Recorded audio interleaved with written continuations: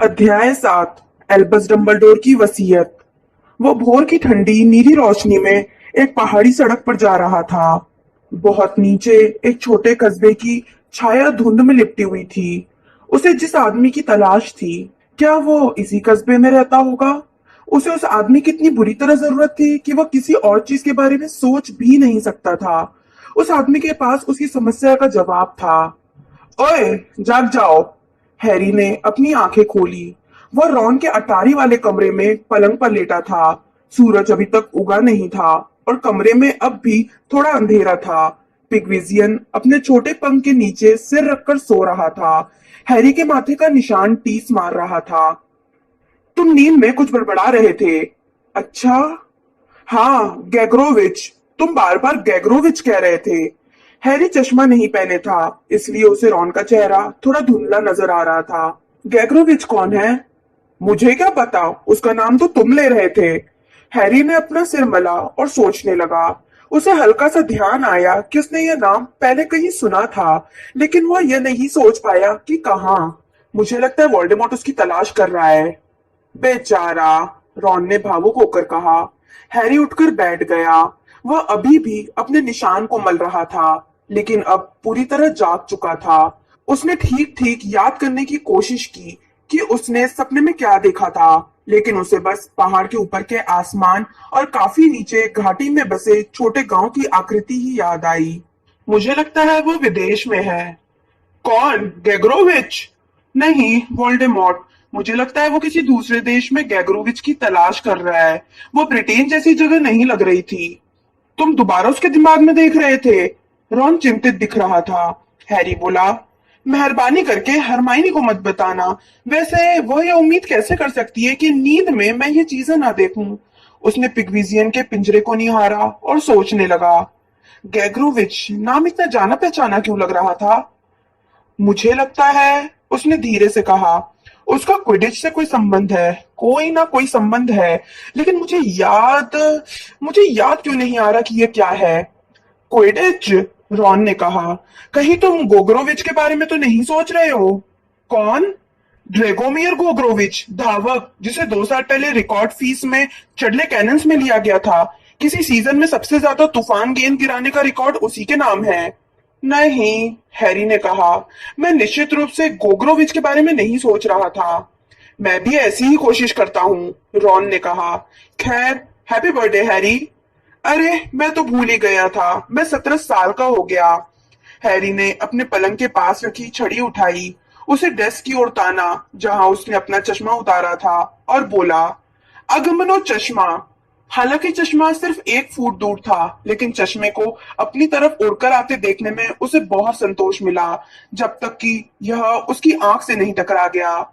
बहुत अच्छे, रॉन मुस्कुराया। स्थिति सूचक सम्मान हटने के जश्न में हैरी रॉन के सामान को पूरे कमरे में उड़ाता रहा। इससे पिग्विजियन जाग गया और रोमांचित होकर पिंजरे में पंख फड़फड़ाने लगा। हैरी ने जादू से अपने जूते के लेस भी बांधने की कोशिश की। इससे लगे गठान को हाथ से खोलने में कई मिनट लग गए, और सिर्फ मजे के लिए रॉन के चटले कैनन्स के पोस्टरों के नारंगी दुशालों को चमकीले नीले दुशालों में बदल दिया। वैसे मैं जिप हाथ से लगाता, रॉन ने हंसते हुए हैरी से कहा, जब हैरी जिप की जांच करने के लिए उधर देखने लगा। यह रहा तुम्हारा तोहफा, इसे यहीं खोलकर देख लो, मम्मी को नहीं दिखना चाहिए। पुस्तक? हैरी ने आयातकार पर्सल लेते हुए कहा। परंपरा से हटकर है ना? यह कोई ऐसी वैसी पुस्तक नहीं है, रॉन बोला। यह तो अनमोल है, जादूगरनियों को मोहित करने के 12 अचूक तरीके। इसमें वह सब जानकारी दी गई है जो हमें लड़कियों के बारे में पता होनी चाहिए। अगर यह पिछले साल मेरे पास होती तो मैं जान जाता कि लेवेंडर से पीछा कैसे छुड़ाना है, और मैं यह भी जान जाता कि हरमाइनी के साथ कैसे। खैर, फ्रेड और जॉर्ज ने मुझे पुस्तक दी थी। मैंने इससे बहुत कुछ सीखा है। तुम तो हैरान रह जाओगे, इसमें सिर्फ जादू की तरकीबें नहीं है। किचन में पहुंचकर उन्होंने देखा कि टेबल पर तोहफों का ढेर रखा था। बिल और मिस्टर डेलाकॉर अपना नाश्ता खत्म कर रहे थे, जबकि मिसेस वीजली कढ़ाई के पास खड़ी होकर उनसे बात कर रही थी। हैरी, आर्थर क्या कर गए हैं कि मैं उनकी तरफ से तुम्हें 17वें जन्मदिन की शुभकामनाएं दे दूं? मिसेस वीजली ने उसकी ओर मुस्कुराकर देखते हुए कहा। उन्हें जल्दी ऑफिस जाना पड़ा। लेकिन वे डिनर के वक्त तक लौट आएंगे। सबसे ऊपर वाला तोहफा हमारा ही है। हैरी बैठ गया और उसने वह चौकोर पार्सल उठा लिया जिसकी तरफ मिसेस वीजली ने इशारा किया था। भीतर एक घड़ी थी। यह वैसी ही थी जैसे मिस्टर और मिसेस वीजली ने रॉन को उसके 17वें जन्मदिन पर दी थी। यह सुनहरी घड़ी में कांटों के बजाय सितारे गोलाई में घूम रहे थे। जादूगर के बालिग होने पर उसे घड़ी देने का रिवाज है, मिसेस वीजली ने कहा और कुकर के पास से उसे चिंता से देखा। मुझे अफसोस है कि ये रॉन जैसी नई नहीं है। दरअसल ये मेरे भाई फैबियन की है और वो अपने सामान की ठीक से देखभाल नहीं करता था। पीछे की तरफ कुछ निशान है, लेकिन उनकी बाकी बात अधूरी रह गई। हैरी ने उठकर उन्हें गले लगा लिया। हैरी ने उस आलिंगन में बहुत सी अनकही बातें भरने की कोशिश की और शायद मिसेस वीजली समझ भी गईं, क्योंकि उसे छोड़ते समय उन्होंने उसका गाल थोड़े अटपटे ढंग से थपथपाया। फिर उन्होंने अपनी छड़ी थोड़ी लापरवाही से हिलाई, जिससे आधा बेकन कढ़ाई से उछलकर फर्श पर गिर गया। हैप्पी बर्थडे हैरी, हरमाइनी ने जल्दी से किचन में आते हुए और तोहफों के ढेर के ऊपर अपना तोहफा रखते हुए कहा। कुछ खास नहीं है, लेकिन मुझे उम्मीद है कि तुम्हें पसंद आएगा। तुमने उसे क्या दिया? उसने रॉन से पूछा, लेकिन रॉन ने उसकी बात न सुनने का नाटक किया। चलो हरमाइनी का तोहफा खोल कर देखो, रॉन बोला। हरमाइनी ने उसे नया मुखबिर यंत्र दिया था। बिल और फ्लर ने जादुई रेजर दिया था। ओह हाँ, इससे तुम्हारी दाढ़ी बिल्कुल चिकनी हो जाएगी, मिस्टर डेलोकॉर ने उसे आश्वस्त किया। लेकिन तुम्हें इसे बिल्कुल स्पष्टता से बताना होगा कि तुम क्या चाहते हो, वरना तुम्हारे शरीर पर बहुत कम बाल बचेंगे और तुम्हें परेशानी भी हो सकती है। डेलाकॉर दंपत्ति ने चॉकलेट दी थी और फ्रेड तथा जॉर्ज ने अपनी दुकान के नवीनतम सामानों से भरा एक बड़ा बॉक्स दिया था। हैरी, रॉन और हर्माइनी टेबल पर नहीं रुके क्योंकि मैडम डेलाकॉर, फ्लर और गैब्रियल के आ जाने से किचन बहुत भर गया था। मैं यह सामान भी पैक कर देती हूँ, हरमाइनी ने उत्साह से कहा और हैरी के तोहफे उसके हाथों से ले लिए जब वे तीनों ऊपर की मंजिल की ओर जा रहे थे। मेरा काम लगभग पूरा हो गया है रॉन, अब मैं बस तुम्हारे पेंटो के धुल कर आने का इंतजार कर रही हूँ। पहली मंजिल के एक दरवाजे के खुलने के कारण रॉन जवाब नहीं दे पाया। हैरी, क्या तुम 1 मिनट के लिए अंदर आओगे? यह जिनी थी। रॉन अचानक रुक गया, लेकिन हरमाइनी ने उसकी कोहनी पकड़ी और उसे खींचती हुई सीढ़ियों से ऊपर ले गई। थोड़ा घबराया हुआ हैरी जिनी के पीछे पीछे उसके कमरे में पहुंच गया। वह पहले कभी यहाँ नहीं आया था। कमरा छोटा लेकिन बहुत साफ था। एक दीवार पर वियर्ड सिस्टर के बैंड का बड़ा पोस्टर लगा था और दूसरी दीवार पर हॉली हॉट हार्पिस नामक जादूगरनियों की क्विडिच टीम की कप्तान ग्वेनोक जोन्स की तस्वीर थी। खुली खिड़की के सामने एक डेस्क रखी थी जहां से बगीचा दिखता था। इसी बगीचे में हैरी और जिनी कभी रॉन तथा हरमाइनी के साथ दो दो की टीम बनाकर क्विडिच खेलते थे। अब बगीचे में मोती जैसा सफेद बड़ा तंबू लग गया था और तंबू के सबसे ऊपर सुनहरा झंडा जिनी की खिड़की जितनी ऊंचाई पर था। जिनी ने हैरी के चेहरे की तरफ देखा और गहरी सांस लेकर बोली, 17वें जन्मदिन की शुभकामनाएं। ओह धन्यवाद। वो उसकी तरफ एक टक देख रही थी। बहरहाल हैरी उससे नजरें नहीं मिला पाया। यह चौंधियाती रोशनी की तरफ देखने जैसा था। अच्छा नजारा दिखता है, हैरी ने खिड़की की तरफ इशारा करते हुए कमजोरी से कहा। जिनी ने इस बात को नजरअंदाज कर दिया और वह उसे दोष नहीं दे सकता था। जिनी ने कहा, मैं यह नहीं सोच पाई कि तुम्हें क्या दूं। तुम्हें मुझे कुछ देने की जरूरत भी नहीं है। उसने इसे भी नजरअंदाज कर दिया। मैं नहीं जानती थी कि क्या उपयोगी होगा। कोई ज्यादा बड़ी चीज तो दे नहीं सकती थी क्योंकि तुम उसे साथ नहीं ले जा पाते। हैरी ने उस पर एक नजर डाली। उसकी आंखों में आंसू नहीं थे। यह जिनी के बारे में बहुत अच्छी चीज थी। वो बहुत कम रोती थी। हैरी ने कई बार सोचा था कि शायद 6 भाइयों के होने से वह मजबूत हो गई होगी। जिनी एक कदम बढ़ाकर उसके करीब आई। फिर मैंने सोचा कि मैं तुम्हें ऐसा कुछ दूं जिसे तुम मुझे याद रख सको अगर तुम अपने काम के सिलसिले में किसी मोहिनी से मिलो। ईमानदारी से कहा जाए तो उस काम के दौरान डेटिंग की संभावनाएं बहुत कम है। मेरे मन में भी यही सुखद विचार है। जेनी फुसफुसाई और फिर वह उसे इस तरह चूमने लगी जिस तरह उसने पहले कभी नहीं चूमा था। हैरी भी उसे चूमने लगा और सब कुछ भूल गया। यह सुखद विस्मृति फायर विस्की से भी ज्यादा मदहोश करने वाली थी। जिनी ही दुनिया की इकलौती सच्चाई थी। उसका एहसास उसकी पीठ पर एक हाथ और दूसरा उसके लंबे खुशबूदार बालों में। तभी दरवाजा भड़ाम से खुला और वे कूदकर अलग हो गए।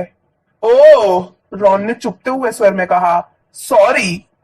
रॉन, हरमाइनी उसके ठीक पीछे आई। उसकी सांस थोड़ी फूल रही थी। तनाव भरी खामोशी छाई रही। फिर जिनी ने सपाट धीमी आवाज में कहा, अच्छा तो हैप्पी बर्थडे हैरी। रॉन के कान लाल थे और हरमाइनी घबराई हुई दिख रही थी।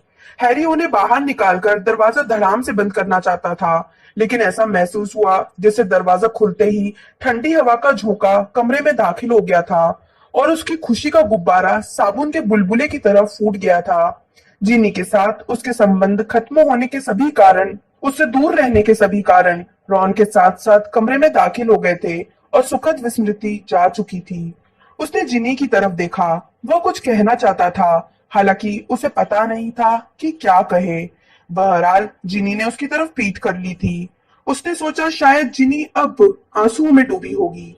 वह उसे तसल्ली देने के लिए रॉन के सामने कुछ नहीं कह सकता था। बाद में मिलते हैं, हैरी ने कहा और बाकी दोनों के पीछे पीछे बेडरूम से बाहर निकल गया। रॉन सीढ़ियां उतरने लगा और भीड़ भरे किचन से होता हुआ अहाते में पहुंच गया।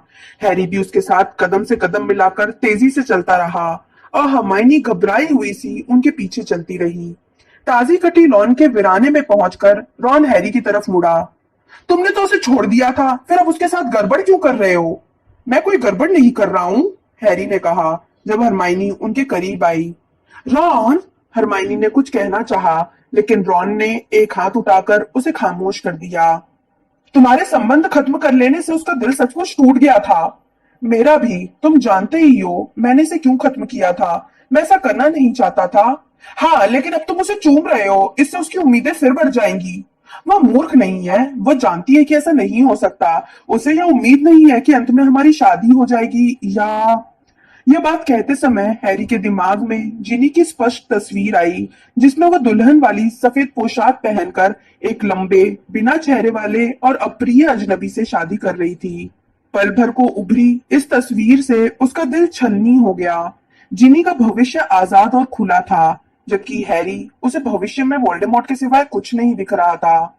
अगर तुम मौका मिलते ही उसे गले लगाने लगोगे, यह दोबारा नहीं होगा, हैरी ने रूखेपन से कहा। आसमान में एक भी बादल नहीं था, लेकिन हैरी को महसूस हुआ जैसे सूरज ढल गया हो। ठीक है, रॉन आधा चिड़चिड़ा आधा झेपा दिखने लगा।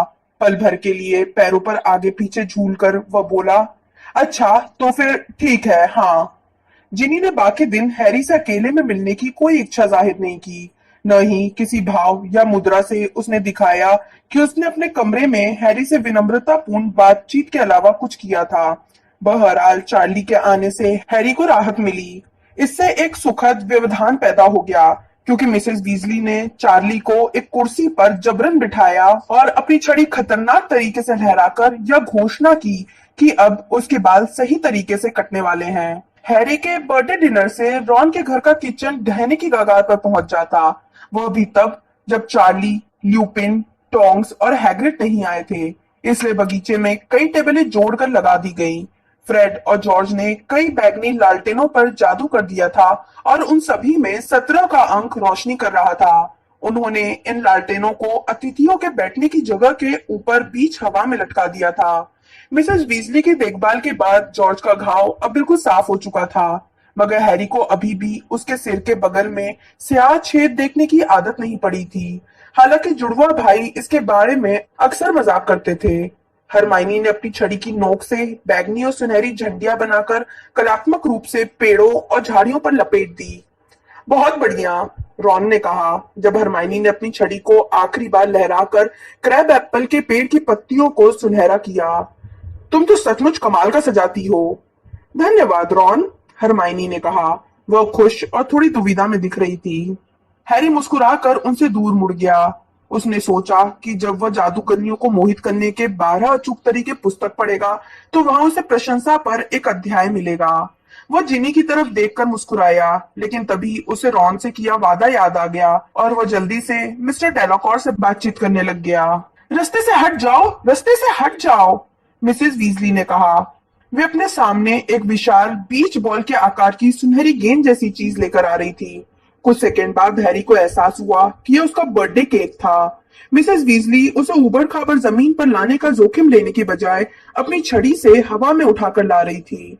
जब केक आखिरकार टेबल के बीच में रख दिया गया तो हैरी बोला, यह तो बहुत ही बढ़िया दिख रहा है मिसेस वीजली। ओह कुछ नहीं है बेटे, उन्होंने प्यार से कहा। उनके कंधों के पीछे से रॉन ने अंगूठा उठाकर हैरी को दिखाया और बगैर शब्द बोले खामोशी से होठ हिलाकर कहा, बहुत बढ़िया। 7 बजे तक सारे मेहमान आ चुके थे। गली के मोड़ पर उनका इंतजार कर रहे फ्रेड और जॉर्ज उन्हें घर ला चुके थे। हैग्रिड ने इस मौके पर अपना सबसे अच्छा और बालों वाला भयंकर भूरा सूट पहना था। हैरी से हाथ मिलाते समय ल्यूपिन मुस्कुराए, लेकिन हैरी को वे थोड़े नाखुश लगे। यह बहुत अजीब था। टोंक्स तो बेहद खुश लग रही थी। हैप्पी बर्थडे हैरी, टोंक्स ने कहा और उसे कसकर गले लगा लिया। 17 साल के हो गए, हैग्रिड ने कहा जब उसने फ्रेड से बाल्टी के आकार का शराब का ग्लास लिया। हैरी, 6 साल पहले आज ही के दिन हमारी पहली मुलाकात हुई थी, तुम्हें याद है? थोड़ा थोड़ा, हैरी ने मुस्कुराते हुए कहा। तुमने सामने वाला दरवाजा तोड़ दिया था, डडली में सुअर की पूंछ उगा दी थी और मुझे बताया था कि मैं जादूगर हूँ। हमें पूरी बात याद नहीं है कि क्या क्या हुआ था, हैग्रिड ने कहा। ठीक हो रॉन, हरमाइनी? हम अच्छे हैं, हरमाइनी ने कहा। तुम कैसे हो? ओह बुरे नहीं है, बस व्यस्त है। हमें कुछ नवजात यूनिकॉर्न मिल गए हैं, तुम लोग जब हॉगवर्ट्स आओगे तो दिखाएंगे। हैरी ने रॉन और हरमाइनी से निगाहें नहीं मिलाई जब हैग्रिड ने अपनी जेब टटोली। यह लो हैरी, हम सोच नहीं पाए कि तुम्हें क्या दें, लेकिन फिर हमें यह याद आ गया। उसने एक छोटा फर जैसा पाउच निकाला जिसमें एक लंबा धागा था। यह गले में लटकाने के लिए था। मोक्सकिन का है, इसमें कुछ भी छिपा दो, मालिक के सिवाय कोई और इसे बाहर नहीं निकाल सकता। यह दुर्लभ होते हैं। हैग्रिड, धन्यवाद। कोई बात नहीं, हैग्रिड ने कूड़ेदान के ढक्कन जितना बड़ा हाथ लहराते हुए कहा। अरे चार्ली भी आ गया, हमें हमेशा से पसंद है। सुनो चार्ली। चार्ली थोड़े अफसोस के साथ अपने बहुत छोटे बालों पर हाथ फेरता हुआ पास आया। वह रॉन से नाटा और तगड़ा था। उसकी मांसपेशियों भरी बाहों पर जलने के और घाव के निशान थे। हाय हैग्रिड, क्या चल रहा है? काफी समय से तुम्हें चिट्ठी लिखना चाहते थे। नॉर्बर्ट कैसा है? नॉर्बर्ट? चार्ली हंसा। नॉर्वे का ड्रैगन, अब हम उसे नॉर्बर्टा कहते हैं। क्या नॉर्बर्ट मादा है? ओह हाँ, चार्ली ने कहा। तुम्हें कैसे पता चला? हरमाइनी ने पूछा। वे ज्यादा दुष्ट होती हैं, चार्ली ने कहा। उसने अपने कंधे के ऊपर से देखा और उसकी आवाज डूब गई। काश डैडी जल्दी से आ जाए, मम्मी बेचैन हो रही हैं। उन सभी ने मिसेस वीजली की तरफ देखा। वे मैडम डेलाकॉर से बातचीत करते समय बार बार गेट की तरफ देखे जा रही थी। मुझे लगता है हमें आर्थर के बिना ही शुरू कर देना चाहिए, उन्होंने एक दो पल बाद कहा। लगता है वे कहीं अटक गए हैं। ओह, सभी ने इसे एक साथ देखा। रोशनी की एक लपट जो अहाते के पार उड़ती हुई आई और टेबल पर टकराई, जहां यह चांदी जैसे चमकीले रंग के नेवले में बदल गई, जो अपने पिछले पैरों पर खड़ा होकर मिस्टर वीजली की आवाज में बोलने लगा। मेरे साथ जादू मंत्री भी आ रहे हैं। पितृदेव हवा में गायब हो गया। फ्लर का परिवार आश्चर्य में उस जगह को ताकता रहा जहां यह गायब हुआ था। हमें यहाँ नहीं रहना चाहिए, ल्यूपिन ने तत्काल कहा। हैरी, मुझे अफसोस है, कारण बाद में बताऊंगा। उन्होंने टोंक्स की कलाई पकड़ी, उसे खींच कर ले गए। वे फेंस तक पहुंचे, उसे लांग कर पार किया और ओझल हो गए। मिसेस वीजली हक्की बक्की दिखने लगी। मंत्री जी, लेकिन क्यों? मैं समझ नहीं पाई। लेकिन इस बारे में बातचीत करने का वक्त नहीं मिला। एक सेकंड बाद मिस्टर वीजली हवा में से प्रकट होकर गेट पर आ गए थे। उनके साथ रूफस स्क्रीमग्योर थे, जो खिचड़ी बालों वाली अयाल से फौरन पहचान में आ गए। दोनों आगे वाले अहाते के पार निकलकर बगीचे और लालटेनों से रोशन टेबल की तरफ आए, जहां बैठा हर व्यक्ति खामोश होकर उन्हें आते हुए देख रहा था। जब स्क्रीमग्योर लालटेन की रोशनी के दायरे में आए तो हैरी ने देखा कि वे पिछली बार से ज्यादा बूढ़े दिख रहे थे। इसके अलावा वे ज्यादा दुबले और गंभीर भी लग रहे थे। बाधा डालने के लिए अफसोस है, स्क्रीमग्योर ने कहा जब वे टेबल के सामने लंगड़ाते हुए रुक गए।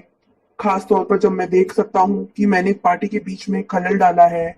उनकी नजरें पल भर के लिए सुनहरी गेंद के आकार के केक पर ठहरी। जन्मदिन की बहुत बहुत शुभकामनाएं। धन्यवाद, हैरी ने कहा। मैं तुम्हारे साथ अकेले में कुछ बातचीत करना चाहता हूँ, स्क्रीमग्योर ने आगे कहा। मिस्टर रोनाल्ड विजली और मिस हरमाइनी ग्रेंजर के साथ भी। हमसे? रॉन ने हैरानी भरी आवाज में कहा। हमसे क्यों? मैं तुम्हें अकेले में बताऊंगा, स्क्रिमग्योर ने कहा। क्या ऐसी कोई जगह है? उन्होंने मिस्टर वीजली से पूछा। हाँ बिल्कुल है, मिस्टर वीजली ने कहा, जो घबराए हुए दिख रहे थे। सिटिंग रूम है, आप उसका इस्तेमाल क्यों नहीं करते? तुम रास्ता दिखाओ, स्क्रिमग्योर ने रॉन से कहा। आर्थर, तुम्हें साथ चलने की कोई जरूरत नहीं है। हैरी ने देखा कि जब वह, रॉन और हरमाइनी उठकर खड़े हुए तो मिस्टर और मिसेस वीजली चिंता भरी निगाहों से एक दूसरे को देखने लगे थे। जब वे खामोशी में घर के अंदर जाने लगे तो हैरी जानता था कि बाकी दोनों के दिमाग में भी उसी जैसा विचार आ रहे होंगे। स्क्रीमगर को जाने कैसे पता चल गया होगा कि वे तीनों हॉगवर्ट्स छोड़ने वाले हैं। जब वे लोग अस्त व्यस्त किचन से होते हुए सिटिंग रूम में पहुंचे तो स्क्रीमगर कुछ नहीं बोले। हालांकि बगीचा शाम की हल्की सुनहरी रोशनी से भरा था, लेकिन अंदर अंधेरा था। दाखिल होते समय हैरी ने अपनी छड़ी लालटेनों की तरफ लहराई। उनके जलने से अस्त व्यस्त लेकिन आरामदेह कमरे में रोशनी हो गई। स्क्रीमग्योर उस धसी हुई कुर्सी पर बैठ गए जिस पर आमतौर पर मिस्टर वीजली बैठते थे। हैरी, रॉन और हरमाइनी सोफे पर ठस कर पास पास बैठ गए। सभी के बैठने के बाद स्क्रीमग्योर ने बोलना शुरू किया। मैं तुम तीनों से कुछ सवाल पूछना चाहता हूँ। अब मुझे लगता है अच्छा यही रहेगा कि मैं तुम सभी से एक एक करके अकेले में पूछूं। अगर तुम दोनों, उन्होंने हैरी और हरमाइनी की तरफ इशारा किया, ऊपर की मंजिल पर इंतजार करो तो मैं रॉन से शुरू करता हूँ। हम लोग कहीं नहीं जा रहे हैं, हैरी ने कहा, जबकि हरमाइनी ने अपना सिर तेजी से हिलाया। आप हमसे या तो एक साथ बात करें वरना ना करें। स्क्रीमग्योर ने हैरी पर ठंडी तौलती हुई निगाह डाली। हैरी को लगा मंत्री जी सोच रहे होंगे कि क्या इतनी जल्दी दुश्मनी का मोर्चा खोलना ठीक रहेगा। तो फिर ठीक है, एक साथ ही कर लेते हैं, उन्होंने कंधे उचकाते हुए कहा और फिर अपना गला साफ किया। मुझे यकीन है तुम ये जानते होगे कि मैं यहाँ पर एल्बस डम्बलडोर की वसीयत के कारण आया हूँ। हैरी, रोना, हरमाइनी एक दूसरे की तरफ देखने लगे। जाहिर है तुम लोग ये सुनकर हैरान हो, तो तुम लोगों को पता नहीं था कि डम्बलडोर तुम्हारे लिए कुछ छोड़ कर गए हैं? हम हम सभी के लिए, रॉन ने कहा। मेरे और हरमाइनी के लिए भी? हाँ, तुम सभी के लिए। लेकिन हैरी बीच में बोल पड़ा। डंबलडोर की मौत को 1 महीना हो चुका है। अगर उन्होंने हमारे लिए कोई चीज छोड़ी थी तो उसे हम तक पहुंचाने में इतना वक्त क्यों लग गया? क्या यह स्पष्ट नहीं है? स्क्रीमड्योर के जवाब देने से पहले ही हरमाइनी बोल पड़ी। डंबलडोर हमारे लिए जो भी चीज छोड़कर गए थे या उसकी जांच करना चाहते थे, आपको ऐसा करने का कोई हक नहीं था, उसने हल्की सी कांपते हुई आवाज में कहा। मुझे पूरा हक था, स्क्रीमग्योर ने उसकी आपत्ति को हवा में उड़ाते हुए कहा। वैधानिक जब्ती कानून के तहत मंत्रालय के पास यह शक्ति है कि यह वसीयत की सामग्री को जब्त कर सकता है। यह कानून इसलिए बनाया गया था ताकि जादूगर वसीयत में शैतानी चीजें ना छोड़े, हरमाइनी ने कहा। और जब्त करने से पहले मंत्रालय के पास इस बात का पर्याप्त सबूत होना चाहिए कि मरने वाले की संपत्ति गैर कानूनी है। क्या आपको यह लगा था कि डंबलडोर किसी शापित चीज को हम तक पहुंचाने की कोशिश कर रहे थे? मिस ग्रेंजर, क्या तुम जादुई कानून में करियर बनाने वाली हो? स्क्रीमग्योर ने पूछा। नहीं, हरमाइनी ने कहा, मैं दुनिया में कोई भला काम करना चाहती हूँ। रॉन हंस दिया। स्क्रीमग्योर की आंखें उसकी तरफ पहुंच गई और एक बार फिर छिटक गई जब हैरी बोला। तो अब आपने हमें हमारी चीजें देने का फैसला क्यों कर लिया? उन्हें रखने का कोई और बहाना नहीं सोच पाए? नहीं, ऐसा तो इसलिए है क्योंकि 31 दिन हो चुके हैं, हरमाइनी तत्काल बोल उठी। वे इससे ज्यादा समय तक चीजों को नहीं रख सकते जब तक कि वे उन्हें खतरनाक साबित न कर सके, सही है ना? स्क्रीमग्योर ने हरमाइनी को नजरअंदाज करते हुए रॉन से पूछा। रोनाल्ड, क्या तुम्हें लगता है कि तुम डंबलडोर के करीब थे? रॉन हैरान था। मैं नहीं, सचमुच नहीं, हमेशा हैरी ही। रॉन ने घूमकर हैरी और हरमाइनी की तरफ देखा। हरमाइनी उसकी तरफ चुप रहो वाली नजर से देख रही थी, लेकिन तब तक नुकसान हो चुका था। स्क्रीमग्योर को देखकर लग रहा था जैसे उन्हें ठीक वही सुनने को मिला था जिसकी उन्हें उम्मीद थी। वे रॉन की जवाब पर शिकारी पक्षी की तरह झपटे। अगर तुम डंबलडोर के बहुत करीब नहीं थे तो फिर उन्होंने अपनी वसीयत में तुम्हारा नाम क्यों लिखा है? उन्होंने बहुत कम व्यक्तिगत सामान किसी के नाम छोड़ा है। वे अपनी ज्यादातर चीजें, निजी लाइब्रेरी, जादुई यंत्र और अन्य व्यक्तिगत सामान हॉगवर्ट्स के नाम छोड़कर गए हैं।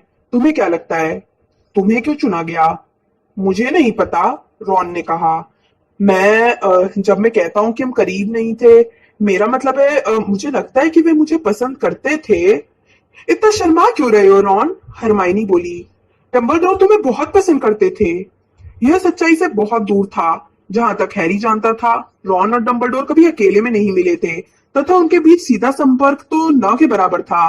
बहरहाल ऐसा लग रहा था जैसे स्क्रिम्ग्योर सुन ही नहीं रहे थे। उन्होंने अपना हाथ चोगे के भीतर डालकर धागे वाला पर्स निकाला। यह उस पर्स से थोड़ा ज्यादा बड़ा था जो हैग्रिड ने हैरी को दिया था। उसमें से उन्होंने एक चंपत्र निकाला, उसे सीधा किया और जोर से पढ़ने लगे। एल्बस पर्सिवल वुल्फ्रिड ब्रायन डंबलडोर की अंतिम वसीयत। हाँ, यह रहा। रोनाल्ड बिलियस वीजली के नाम मैं अपना प्रतिबंध यंत्र छोड़कर जा रहा हूँ, इस उम्मीद में कि इसका इस्तेमाल करते समय वो मुझे याद करेगा। स्क्रिम्ग्योर ने अपने पाउच में से एक चीज निकाली जिसे हैरी पहले भी देख चुका था। यह चांदी के सिगरेट लाइटर जैसी दिख रही थी, लेकिन वह जानता था इसमें एक क्लिक से किसी भी जगह की सारी रोशनी चूसने और वापस लौटाने की शक्ति थी। स्क्रिम्ग्योर आगे झुके और रॉन को बत्तीबंद यंत्र दे दिया। जिसने इसे लिया और अपनी उंगलियों में घुमाने लगा, वह स्तब्ध दिख रहा था। यह मूल्यवान है, स्क्रिम्ग्योर ने रॉन को देखते हुए कहा। शायद अनूठा भी। निश्चित रूप से इसे डंबलडोर ने खुद बनाया है। उन्होंने इतनी दुर्लभ चीज तुम्हारे नाम क्यों छोड़ी? रॉन ने अपना सिर हिलाया। वो चकराया हुआ दिख रहा था। डंबलडोर ने हजारों विद्यार्थियों को पढ़ाया होगा, स्क्रिम्ग्योर ने आगे कहा। लेकिन उन्होंने अपनी वसीयत में सिर्फ तुम तीनों की ही नाम चीजें छोड़ी हैं। ऐसा क्यों है? उन्होंने क्या सोचा होगा कि तुम उनके बत्ती बनते यंत्र से क्या करोगे मिस्टर वीजली? मुझे लगता है बत्तियां बुझाऊंगा, रॉन बुदबुदाया। इसके अलावा इससे मैं कर भी क्या सकता हूँ? जाहिर है स्क्रिम्ग्योर के पास इस बारे में कोई सुझाव नहीं था। रॉन को एक दो पल तक घूरने के बाद वे दोबारा डंबलडोर की वसीयत की ओर मुड़े। मिस हरमाइनी जीन ग्रेंजर के लिए मैं अपनी बीडल की कहानियां पुस्तक इस आशा में छोड़ रहा हूँ कि उसे यह मनोरंजक और शिक्षाप्रद लगेंगी। स्क्रिम्ग्योर ने अपने पाउच में से एक छोटी पुस्तक निकाली जो ऊपर की मंजिल पर रखी सबसे शैतानी जादू के रहस्य जितनी पुरानी दिख रही थी। इसकी जिल्द दागदार थी और कई जगहों से उखड़ रही थी। हरमाइनी ने बिना कुछ कहे इसे स्क्रिम्ग्योर से ले लिया। पुस्तक को अपनी गोद में रखकर वह उसे देखने लगी। हैरी ने देखा कि पुस्तक का शीर्षक पुरातन लिपि में लिखा था। उसने कभी इसे पढ़ना नहीं सीखा था। उसके देखते ही देखते उभरे हुए शब्दों पर एक आंसू टपक गया। मिस ग्रेंजर, तुम्हें क्या लगता है यह पुस्तक डंबलडोर ने तुम्हारे लिए क्यों छोड़ी है? स्क्रिम्ग्योर ने पूछा। वे वे जानते थे कि मुझे पुस्तकें पसंद है, हरमाइनी ने भारी आवाज में कहा और आस्तीन से अपनी आंखें पोंछी। लेकिन यही पुस्तक क्यों? मुझे नहीं मालूम, उन्हें लगा होगा कि यह मुझे अच्छी लगेगी। क्या तुम्हारी कभी डंबलडोर से गुप्त संकेतों या गुप्त संदेश पहुंचाने के तरीकों के बारे में बात हुई थी? नहीं, कभी नहीं, हरमाइनी ने कहा, जब भी आस्तीन से अपनी आंखें पोंछ रही थी। और अगर मंत्रालय 31 दिन में इस पुस्तक में गुप्त संकेत नहीं खोज पाया है, तो मुझे नहीं लगता कि मैं भी खोज पाऊंगी। उसने अपनी सुबकी रोकी। वे इतने सटकर बैठे थे कि रॉन को अपनी बाह निकालकर हरमाइनी के कंधे पर रखने में मुश्किल आई। स्क्रिम्ग्योर फिर से वसीयत पढ़ने लगे। हैरी जेम्स पॉटर के नाम। उन्होंने पढ़ा और हैरी का पेट अचानक रोमांच में सिकुड़ गया। मैं वह सुनहरी गेंद छोड़ जाता हूँ जो उसने हॉगवर्ट्स में अपने पहले क्विडिच मैच में पकड़ी थी, लगन और योग्यता के पुरस्कार की याद के रूप में। स्क्रिम्ग्योर ने अखरोट के आकार की छोटी सी सुनहरी गेंद निकाली। उसके चांदी जैसे पंख थोड़े कमजोर अंदाज में फड़फड़ाए और हैरी को निराशा का एहसास हुआ। डंबलडोर ने तुम्हारे लिए यह सुनहरी गेंद क्यों छोड़ी है? स्क्रिम्ग्योर ने पूछा। पता नहीं, हैरी ने कहा।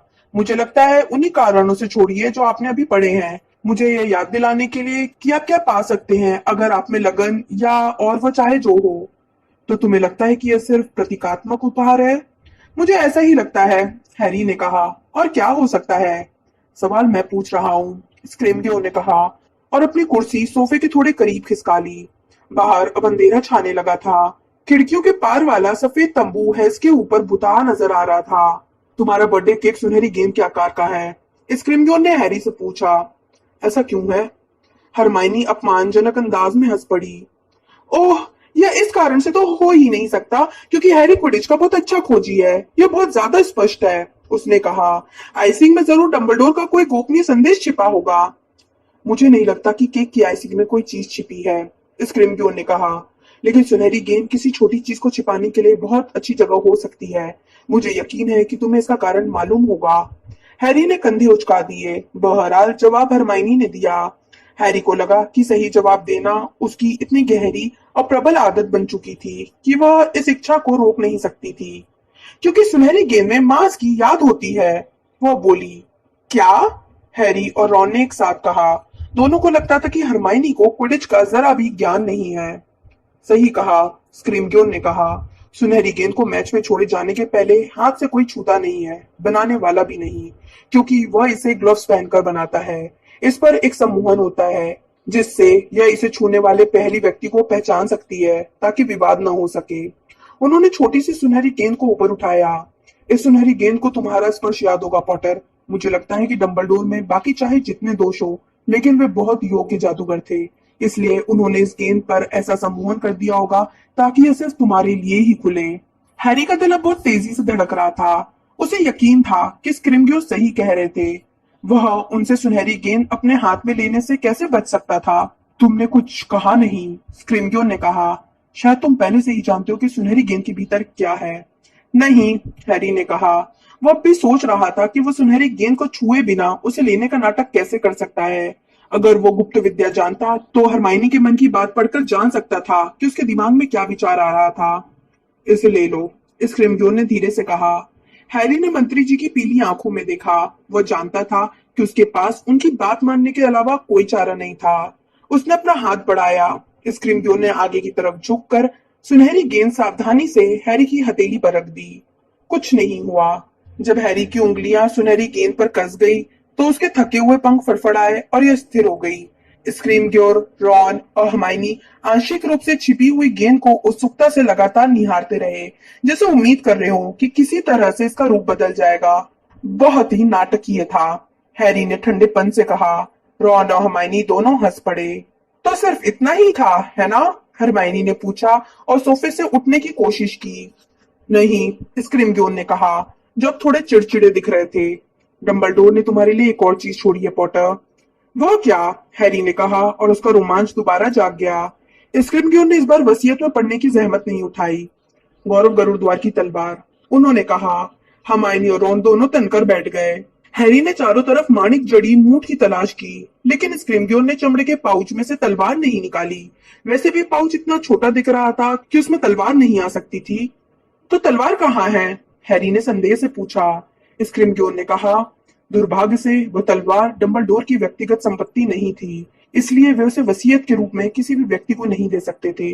गौरव गरुद्वार की तलवार एक महत्वपूर्ण ऐतिहासिक वस्तु है और यह वह हैरी की है, हरमाइनी ने गुस्से से कहा। तलवार ने हैरी को चुना था, वो उसे ही मिली थी। वो बोलती टोपी के भीतर से हैरी के पास आई थी। विश्वसनीय ऐतिहासिक सूत्रों के अनुसार तलवार गरुड़द्वार हाउस के किसी भी काबिल व्यक्ति के सामने प्रकट हो सकती है, स्क्रिम्ग्योर ने कहा।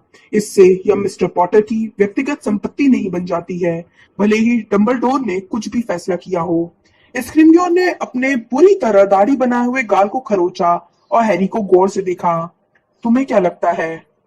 डंबलडोर मुझे तलवार क्यों देना चाहते थे? हैरी ने कहा, जो अब अपने संयम को कायम रखने के लिए जूझ रहा था। शायद उन्हें लगा होगा कि यह मेरी दीवार पर सुंदर लगेगी। यह मजाक नहीं है पॉटर, स्क्रिम्ग्योर घूर रहा है। क्या ऐसा इसलिए था क्योंकि डंबलडोर को यकीन था कि सिर्फ गौरव गरुड़द्वार की तलवार ही नागशक्ति के वारिस को हरा सकती है? क्या वे तुम्हें तलवार इसलिए देना चाहते थे पॉटर क्योंकि बाकी बहुत से लोगों की तरह वे भी मानते हैं कि तुम जानते हो कौन को खत्म करना तुम्हारी तकदीर में लिखा है? दिलचस्प अंदाजा है, हैरी ने कहा। क्या किसी ने कभी वोल्डेमॉर्ट के सीने में तलवार उतारने की कोशिश की है? शायद मंत्रालय को बत्ती बंद यंत्रों को खोलने और अजगबान के कैदियों की सामूहिक फरारी को ढकने के बजाय अपने कुछ आदमी इस काम में लगा देने चाहिए।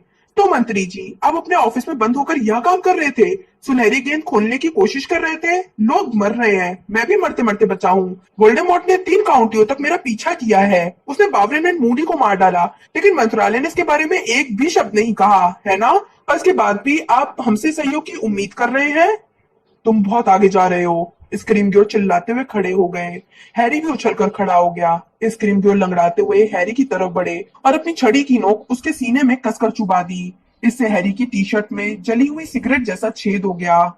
ओए, रॉन ने कहा, जिसने उछलकर अपनी छड़ी उठा ली। लेकिन हैरी ने कहा, नहीं, तुम इन्हें हमें गिरफ्तार करने का कोई बहाना मत देना। याद आ गया कि तुम स्कूल में नहीं हो, है ना? स्क्रिम्ग्योर ने हैरी के चेहरे पर सांस छोड़ते हुए कहा। याद आ गया कि मैं डंबलडोर नहीं हूँ और तुम्हारी अवज्ञा और उद्दंडता को माफ कर दूंगा। पॉटर, तुम अपने निशान को मुकुट की तरह शौक से पहने रहो, लेकिन मैं किसी 17 साल के लड़के के मुंह से यह नहीं सुनना चाहता कि मुझे अपना काम कैसे करना है। अब समय आ गया है कि तुम सम्मान करना सीख लो। अब समय आ गया है कि आप सम्मान लायक बनना सीख लें, हैरी ने कहा। फर्श कांपने लगा और भागते हुए कदमों की आवाज आई। फिर सिटिंग रूम का दरवाजा धड़ाम से खुला और मिस्टर और मिसेस वीजली भागते हुए अंदर आए। हमें हमें लगा कि हमने, मिस्टर वीजली ने कहना शुरू किया, जो हैरी और मंत्री जी को लगभग नाक से नाक सटाए देखकर दहशत में आ गए थे। ऊंची आवाजें सुनी थी। मिसेस वीजली ने अपने पति की बात हाँफते हुए पूरी की। स्क्रीमग्योर हैरी से 2 कदम पीछे हटे और हैरी की टी शर्ट में हुए छेद को देखा। उन्हें अब अपने गुस्से पर अफसोस हो रहा था। कुछ कुछ नहीं हुआ था, वे गुर्राए। मुझे तुम्हारे नजरिए पर अफसोस है, उन्होंने कहा और हैरी के चेहरे को एक बार फिर देखा। शायद तुम सोच रहे हो कि मंत्रालय वह नहीं चाहता है जो डंबलडोर चाहते थे। हमें मिलकर काम करना चाहिए। मुझे आपके तरीके पसंद नहीं है मंत्री जी, हैरी ने कहा। याद है? उसने अपने दाहिनी मुट्ठी ऊपर करके स्क्रिमग्योर को वे निशान दिखाए जो इसके पीछे की तरफ अब भी सफेद चमक रहे थे। मुझे झूठ नहीं बोलना चाहिए। स्क्रिमग्योर के चेहरे का भाव सख्त हो गया। वे चुपचाप मुड़े और लंगड़ाते हुए कमरे से बाहर चले गए। मिसेस वीजली तेजी से उनके पीछे गई। हैरी ने मिसेस वीजली को पीछे वाले दरवाजे पर रुकते सुना। 1 आध मिनट बाद वे चिल्लाई, वे चले गए। वे क्या चाहते थे? मिस्टर वीजली ने हैरी, रॉन और हर्माइनी की तरफ देखते हुए पूछा। जब मिसेस वीजली तेजी से वापस उनके पास आई, हमें वह देने आए थे जो डंबलडोर हमारे लिए छोड़ गए थे, हैरी ने कहा। उन्होंने अभी अभी डंबलडोर की वसीयत सार्वजनिक की है। बाहर बगीचे में डिनर टेबलों पर सभी लोगों ने वे चीजें देखी जो स्क्रीमग्योर ने उन तीनों को दी थी। सभी ने बत्ती बंद यंत्र और बीडल की कहानियों पर आश्चर्य व्यक्त किया। सभी ने इस बात पर अफसोस जाहिर किया कि स्क्रिमग्योर ने तलवार नहीं दी। लेकिन उनमें से कोई भी यह नहीं समझ पाया कि डंबलडोर ने हैरी के नाम पुरानी सुनहरी गेंद क्यों छोड़ी थी। जब मिस्टर वीजली ने बत्ती बंद यंत्र की तीसरी चौथी बार जांच की तो मिसेस वीजली धीरे से बोली, हैरी बेटा, सभी लोग बहुत भूखे हैं। हम तुम्हारे बिना शुरू नहीं करना चाहते थे। मैं डिनर लगा दूं? उन सभी ने फटाफट खाया और फिर हैप्पी बर्थडे के जल्दी से गाए गए कोरस और केक को खाने के बाद पार्टी खत्म हो गई। हैग्रिड को अगले दिन शादी में आने का आमंत्रण भी मिला, लेकिन वह इतना भीमकाय था कि रॉन के मकान में नहीं सो सकता था, जहाँ पहले ही बहुत भीड़ थी। वो पड़ोस के मैदान में तंबू लगाने चला गया। ऊपर की मंजिल पर मिलो, हैरी ने हरमाइनी से फुसफुसाकर कहा जब उन्होंने बगीचे को सामान्य स्थिति में लाने के लिए मिसेस वीजली की मदद की। जब सब सोने चले जाएं, अटारी वाले कमरे में रॉन ने अपने बत्ती बंद यंत्र की जांच की और हैरी ने हैग्रिड के मोकस्किन पर्स में सोना नहीं बल्कि वे चीजें भरी जिन्हें वह सबसे मूल्यवान मानता था। हालांकि उनमें से कुछ तो बेकार थी। हॉगवर्ट्स का नक्शा, सीरियस के जादूयानी का टुकड़ा और आरएबी वाला लॉकेट। उसने डोरी को कसकर खींचा और पर्स गले में लटका लिया। इसके बाद वह सुनहरी गेंद को पकड़कर बैठ गया और इसके धीरे धीरे फड़फड़ाते हुए पंखों को देखता रहा। आखिरकार हरमाइनी ने दरवाजे पर धीमे से दस्तक दी और पंजों के बल चलकर अंदर आ गई। ध्वनि दमन, वो फुसफुसाई और उसने सीढ़ी की दिशा में अपनी छड़ी लहराई। तुम्हें तो यह मंत्र पसंद नहीं था, रॉन ने कहा। समय के साथ पसंद भी बदल जाती है, हरमाइनी ने कहा। अब हमें अपना बत्ती बंद यंत्र दिखाओ। रॉन ने तत्काल उसका इस्तेमाल कर दिया। उसे सामने करके उसने क्लिक किया। उन्होंने जो इकलौता लैंप जला रखा था वो तत्काल बुझ गया। बात यह है, हरमाइनी अंधेरे में बोली, कि हम पेरू के तत्काल अंधकार चूर्ण से भी यह काम कर सकते थे। एक और क्लिक हुई। लैंप की रोशनी की गेंद उड़कर वापस छत पर पहुंच गई और एक बार फिर पहले जैसी रोशनी फेंकने लगी। फिर भी यह बहुत अच्छा है, रॉन ने थोड़े रक्षात्मक अंदाज में कहा। और उन्होंने कहा था कि डंबलडोर ने खुद इसका आविष्कार किया है। मैं जानती हूँ, लेकिन निश्चित रूप से उन्होंने तुम्हें अपनी वसीयत में यह इसलिए तो नहीं दिया होगा ताकि हमें बत्तियां बुझाने में मदद मिले। क्या वे जानते होंगे कि मंत्रालय उनकी वसीयत पर कब्जा कर लेगा और उनके द्वारा हमारे लिए छोड़ी हर चीज की जांच करेगा? हैरी ने पूछा। यकीनन, हरमाइनी ने कहा। वे हमें वसीयत में नहीं बता सकते थे कि वे हमारे लिए चीजें क्यों छोड़कर जा रहे हैं, लेकिन इसके बावजूद ये स्पष्ट नहीं होता है कि उन्होंने जिंदा रहते समय हमें इनके बारे में कुछ क्यों नहीं बताया, रॉन ने कहा। बिल्कुल, हरमाइनी ने कहा, जो बीडल की कहानियां उलट पलट रही थी। अगर ये चीजें इतनी महत्वपूर्ण है कि मंत्रालय की नाक के नीचे से हम तक पहुंचाई जा रही हैं, तो उन्हें हमें यह तो बता देना चाहिए था कि क्यों, जब तक कि उन्होंने यह न सोच लिया हो कि इसका मतलब बहुत स्पष्ट है। तब तो उन्होंने गलत सोचा था, है ना? रॉन ने कहा। मैं हमेशा कहता था कि वे सरके हुए थे, महान जादूगर थे, लेकिन चटके हुए थे। हैरी के लिए एक पुरानी सुनहरी गेंद छोड़ना, वह किस लिए? मुझे जरा भी अंदाजा नहीं है, हरमाइनी ने कहा। हैरी, जब स्क्रिमग्योर ने तुम्हें वो गेंद दी थी तो मुझे लगा था कि कुछ ना कुछ तो होगा। हाँ, देखो, हैरी ने कहा। उसकी नब्ज तेज चलने लगी थी जब उसने सुनहरी गेंद अपनी उंगलियों में उठाई। मैं स्क्रिम्योर के सामने ज्यादा कोशिश नहीं करने वाला था, है ना? तुम्हारा क्या मतलब है? हरमाइनी ने पूछा। मैंने अपने सबसे पहले क्विडिच मैच में जो सुनहरी गेंद पकड़ी थी, हैरी ने कहा। क्या तुम्हें वो याद नहीं है? हरमाइनी दुविधा में दिखने लगी। बहरहाल रॉन ने थूक गटका।